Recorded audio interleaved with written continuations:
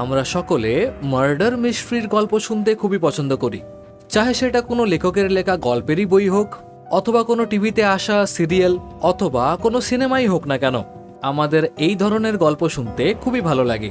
কিন্তু যদি আমি তোমাদেরকে বলি কি এই ধরনের গল্প শুধুমাত্র লেখকের লেখা বইতে কিংবা সিনেমাতেই হয় না, কখনো কখনো আমাদের বাস্তব জীবনেও ঘটে যায়। ঠিক এই ধরনেরই একটি বাস্তব জীবনের সাথে জড়িত সিনেমার গল্পকে নিয়ে চলে এলাম তোমাদের জন্যে। গল্পটি হলো 2016 মুক্তিপ্রাপ্ত ডার্ক চকলেট মুভির, যেখানে আমরা সিনা বোরা নামের একটি মেয়ের আসল জীবনের মার্ডার মিস্ট্রির সম্বন্ধে জানবো। তাই আমি সকলের কাছে আবেদন করছি কি গল্পটির শেষ অবধি জুড়ে থাকতে, কারণ গল্পটির রহস্যভেদ গল্পের শেষে গিয়েই হবে। আর হ্যাঁ, এই গল্পের সমস্ত ক্যারেক্টারের নাম বদলে ফেলা হয়েছে এবং যে মারা গিয়েছে অর্থাৎ সিনা বোরার নাম এই গল্পে বদলে রিনা বোরা করা হয়েছে, যা গল্পে আমরা যত এগোবো ততই পরিষ্কার হতে থাকবে। তো চলো আর দেরি না করে এই সুন্দর গল্পটিকে শুরু করে ফেলা যাক। গল্পটি শুরু হয় 2015-র মুম্বাই পুলিশ স্টেশনকে দেখিয়ে, যেখানে পুলিশ কমিশনারের কাছে একটি অজানা ব্যক্তির কল আসে। ব্যক্তিটি কল করে কমিশনারকে একটি মেয়ের খুনের কথা বলে।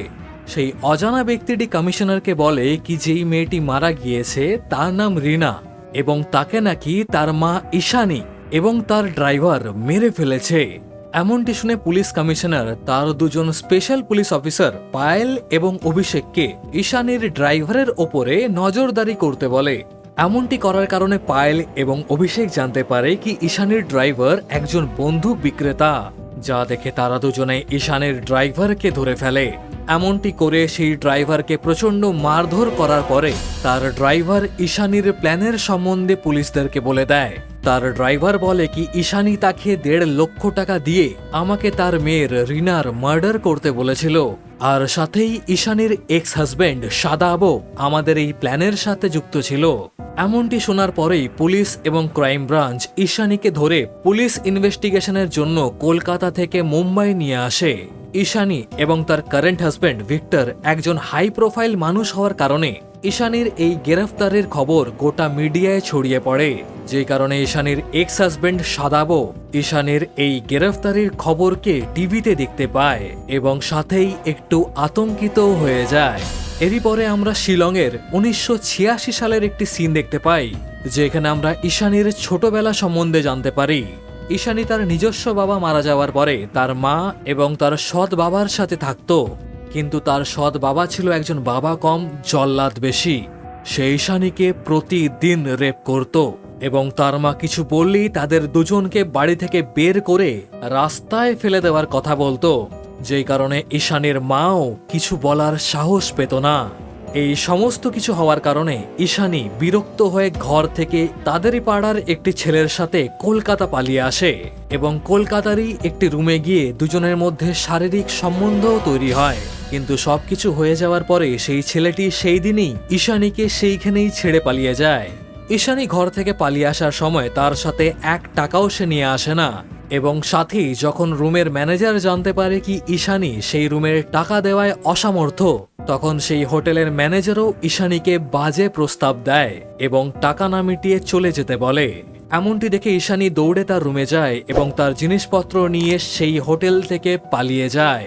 কিন্তু সে পালিয়ে কোথাও না যেতে পারায় সে তার বাড়িতে অর্থাৎ তার সৎ বাবার বাড়িতে আবারও ফিরে আসে। কিন্তু ফিরে আসার পরেই ঈশানী বুঝতে পারে কি সে গর্ভবতী এবং সেই বাচ্চা আর কারো নয়, তার সৎ বাবার। তার সৎ বাবা এই খবরটি শোনার সাথে সাথেই নিজের ঘাড়ে যাতে কোনো দোষ না আসে সেই কারণে সে এবং তার মা ঈশানীর কলকাতায় একটি গৌতম নামের ছেলের সাথে বিয়ে দিয়ে দেয় এবং গৌতমের বাড়িতেই জন্ম হয় ঈশানীর মেয়ে রিনা। কিন্তু রিনার জন্ম হওয়ার 2 মাসের মধ্যেই গৌতম ঈশানীকে মারধর করা শুরু করে, কারণ গৌতমের সন্দেহ হয় কি ঈশানী নাকি গৌতমের অবর্তমানে একটি দেবাশিস নামের ছেলের সাথে সম্বন্ধ চালাচ্ছিল। কিন্তু যখন গৌতম ঈশানীকে এই কথা জিজ্ঞাসা করে তখন ঈশানী গৌতমকে বলে কি সে আমার ভাইয়ের মতো, তুমি আমার উপরে খামাখা সন্দেহ করছো। এমনই চলতে চলতে একদিন গৌতম তার অফিসে যাওয়ার ভান করে অফিসে যায় না এবং সে ঈশানীর ওপরে নজর রাখতে থাকে, যে কারণে গৌতম দেখে কি সকালবেলায় দেবাশিস ঈশানীর কাছে এসেছে কিন্তু আসল ব্যাপার ছিল এটাই যে দেবাশিস ঈশানীর মেয়ে রিনার জন্য ওষুধ পৌঁছে দিতে এসেছিল, কিন্তু তাও গৌতম দেবাশিসকে সেইখানে দেখে প্রচন্ড রেগে যায় এবং সে ঈশানীকে আবারও মারধর করতে শুরু করে। এমনটি দেখে ঈশানী গৌতমের সাথে ডিভোর্স নিয়ে নেয় এবং এসে পৌঁছয় মুম্বাইতে। পুলিশেরা ঈশানীর কাছ থেকে এবং ঈশানীর ড্রাইভারের কাছ থেকে ঈশানীর এক্স হাজবেন্ড সাদাবের সম্বন্ধে শোনার কারণে তারা সাদাবকে ইনভেস্টিগেশনের জন্য ধরে আনে এবং জানতে পারে আরও কিছু তথ্য। সাদাব বলে কি সে শুধুমাত্র ঈশানীর কথা শুনে কলকাতা থেকে মুম্বাইতে এসেছিল যাতে সাদাব তার এবং ঈশানীর মেয়ে নীতির সাথে দেখা করতে পারে। কিন্তু যখন সে নীতির সাথে দেখা করতে যায় তখন সে বলে কি না, তুমি তো আমার বাবা নও, আমার বাবা ভিক্টর ব্যানার্জি। এমনটি শুনে তার নাকি মন ভেঙে যায় এবং সে ঈশানী, তার ড্রাইভার এবং রিনার সাথে ঘুরতে বেরিয়ে পড়ে। কিন্তু যখন তারা সকলে মিলে ঘুরতে যায় তখন ঈশানী এবং তার ড্রাইভার মিলে রিনাকে মেরে ফেলে। এরই সাথে সাদাব তার পাস্ট লাইফ সম্বন্ধীয় পুলিশকে বলে। সাদাব বলে কি তার ঈশানীর সাথে একটি বারে দেখা হয়, যার পরে ঈশানী সাদাবের বাড়িতে আসে এবং এসে দেখে কি সাদাবের এক ছেলেও রয়েছে যার নাম লিও। কিন্তু তা দেখা সত্ত্বেও ঈশানী সাদাবকে বিয়ে করে নেয়। কিন্তু বিয়ে করার কিছু বছরের মধ্যে আবার ঈশানী এবং সাদাবের মধ্যে ডিভোর্স হয়ে যায়। কিন্তু বিয়ে করার কারণে তাদের দুজনের একটি কন্যা সন্তান হয়, যেই হলো এই নীতি। এবং নীতির সাথে দেখা করতে দেওয়ার বাহানাতেই ঈশানী আমাকে কলকাতা থেকে মুম্বাইতে ডাকে এবং সাথে আমি তাদের সেই মার্ডারের কথা যাতে কাউকে না বলি সেই কারণে ঈশানী আমাকে অনেক টাকাও দেয়। কিন্তু এইখানে অভিষেক এবং পায়েল জানতো যে সাদাব এবং ঈশানীর কোনো নীতি নামের কন্যা সন্তানই নেই এবং তারা দুজনে ইনভেস্টিগেশনের মাধ্যমে যে তথ্যগুলিকে জোগাড় করে সেই তথ্যগুলিতে তারা কোনো রকমের সামঞ্জস্য পায় না। কারণ ঈশানীর ড্রাইভার বলছে যে ঈশানী এবং সাদাব মিলে রিনার খুন করেছে, অন্যদিকে ঈশানী বলছে কি সাদাব এবং তার ড্রাইভার মিলে রিনার খুন করেছে। আবার যখন সাদাবকে জিজ্ঞেস করা হচ্ছে তখন সাদাব বলছে যে ঈশানী এবং তার ড্রাইভার মিলে রিনার খুন করেছে। কিন্তু এই গল্পে আসে আসল মোড় যখন ভিক্টর ব্যানার্জিকে প্রশ্ন করা হয়। ভিক্টর ব্যানার্জি পুলিশের সামনে যেই তথ্যগুলিকে তুলে ধরে সেগুলো সত্যিই অবিশ্বাস্য। ভিক্টর বলে কি সে রিনাকে প্রথমবারের জন্য তাদেরই সুইমিং পুলে স্নান করতে দেখে এবং সেইখানে সেই দিন ঈশানীও উপস্থিত ছিল। এমনটি দেখে ভিক্টর ঈশানীকে জিজ্ঞাসা করে কি এই মেয়েটি কে, কিন্তু ঈশানীও রিনাকে অনেক দিন পর দেখছিল বলে নিজে হতভম্ব হয়ে গিয়েছিল। আর সাথেই রিনার সেই সুইমিং পুলে স্নান করার অবতারকে দেখে তো আরোই বেশি ঘাবড়ে গিয়েছিল। তাই সে উত্তরে ভিক্টরকে বলে কি এ আমার বোন রিনা। এই ঘটনাটির পরে রিনা ভিক্টর এবং ঈশানীর সাথে তাদের বাড়িতেই থাকতে শুরু করে এবং একদিন রাতে যেই দিন ঈশানী বাড়িতে ছিল না সেই দিন রাতে সে ভিক্টরকে সিডিউস করতে শুরু করে, অর্থাৎ রিনা ভিক্টরকে তার নিজের রূপের মায়াজালে বাঁধতে শুরু করে। রিনা ভিক্টরকে সেই দিন রাতেই তার হাতের ওয়াইনকে পুরোপুরি খাইয়ে দেয়, যেই কারণে ভিক্টরের জ্ঞান হারিয়ে যায়। যেই ফাঁকে রিনা ভিক্টরের সম্পত্তি হাতানোর জন্য তার সাথে শারীরিক সম্বন্ধ তৈরি করে, কিন্তু তাও আবার ভিক্টরের অচেতন অবস্থায়। কিন্তু এমনটি করেও রিনা থামেনি। রিনা বুঝতে পেরেছিল যে ভিক্টরের একটি ছেলেও রয়েছে, যেই কারণে তার ভিক্টরের সঙ্গে শারীরিক সম্বন্ধ তৈরি করে তেমন কিছু লাভ নাও হতে পারে, যেই কারণে এইবারে রিনা নতুন আরেকটি ফন্দি আঁটে। সে ভাবে কি যদি সে এইবারে ভিক্টরের ছেলে রোহিতের সাথে সম্পর্ক তৈরি করতে পারে তাহলে সে নিশ্চিন্তে ভিক্টরের প্রপার্টির অধিকারী হতে পারবে। এমনটি ভেবেই রিনা রোহিতকে ফলো করতে করতে গিয়ে পৌঁছয় একটি বারে, যেখানে সে রোহিতের সাথে ফ্লার্ট করতে করতে রোহিতকে নিজের মায়াজালে আকৃষ্ট করে নেয় এবং তারই সাথে রোহিতের সাথেও শারীরিক সম্পর্ক তৈরি করে। কিন্তু হ্যাঁ, এই শারীরিক সম্পর্ক তৈরি করার সময় রিনা রোহিতকেও প্রচুর পরিমাণে ড্রিঙ্ক করায়, ঠিক যেমনটা রিনা রোহিতের বাবা ভিক্টর ব্যানার্জির সাথে করেছিল। এমনটি করার পরে রিনা ভিক্টরের কাছে আসে এবং এসে ভিক্টরের প্রপার্টির অর্ধেক অংশ তার নিজের নামে করে দিতে বলে। আর সাথেই সে ভিক্টরকে বলে কি সে প্রেগনেন্ট এবং তার পেটে যে বাচ্চা রয়েছে তার বাবা ভিক্টর। এই বলেই রিনা সেখান থেকে চলে যায়। কিন্তু তখনই বাড়িতে ঈশানী আসে, যাকে দেখে ভিক্টর মারতে মারতে জিজ্ঞাসা করে এ আসলে তোমার কে হয়। তখন উত্তরে কাঁদতে কাঁদতে ঈশানী বলে কি এ আমার মেয়ে। যা শুনে ভিক্টর ভেঙে পড়ে এবং সে অনুভব করে কি তার দ্বারা কত বড়ই না ভুল হয়ে গিয়েছে, কিন্তু অবশ্যই তার অজান্তে। পরদিন রিনা আবারও ভিক্টরের কাছে আসে এবং সেই প্রপার্টির অংশের জন্য মাং করতে থাকে, কারণ এইবারে সে তো ভিক্টরের স্ত্রী হয়ে গিয়েছে। কিন্তু তখনই রুমে রোহিত এসে পৌঁছয় এবং রিনাকে দেখে জিজ্ঞাসা করে কি তুমি এখানে কি করছো, যা দেখে রিনা দৌড়ে রোহিতের কাছে যায় এবং গিয়ে এমন কিছু বলে যার কল্পনা ভিক্টর করতে পারে না। রিনা রোহিতের কাছে গিয়ে রোহিতকেও বলে কি তুমি আমার বাচ্চার বাবা হতে চলেছো, কংগ্রাচুলেশনস।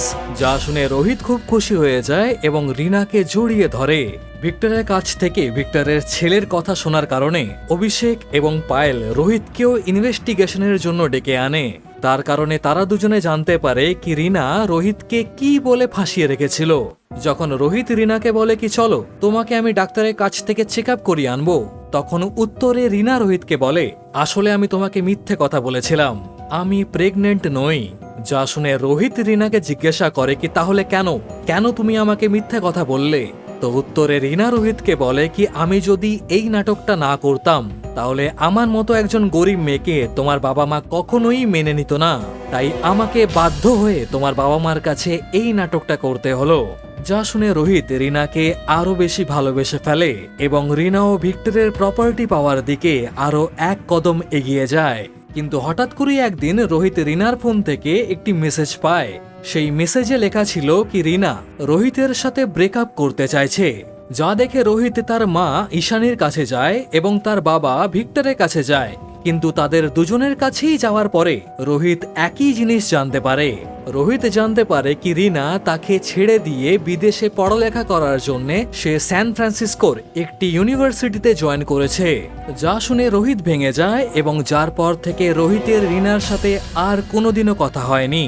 কিন্তু রোহিত রিনার প্রেমে এতটাই পাগল হয়ে গিয়েছিল কি সে রিনা তার কাছে না থাকার কারণে রোহিত পুলিশ স্টেশনে গিয়ে একটি এফআইআর লিখিয়ে আসে এবং রিনাকে খুঁজে দেওয়ার জন্য পুলিশের কাছে আর্জি করে।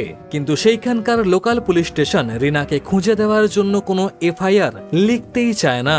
এমনটি দেখে রোহিত তার বিদেশের কিছু বন্ধু বান্ধবীকে ফোন করে এবং রিনা যেই ইউনিভার্সিটিতে জয়েন করেছে সেই ইউনিভার্সিটিতে খবরও নিতে বলে, কিন্তু তার বন্ধু বান্ধবীরা রিনার কোনো খোঁজ সেইখানে পায় না।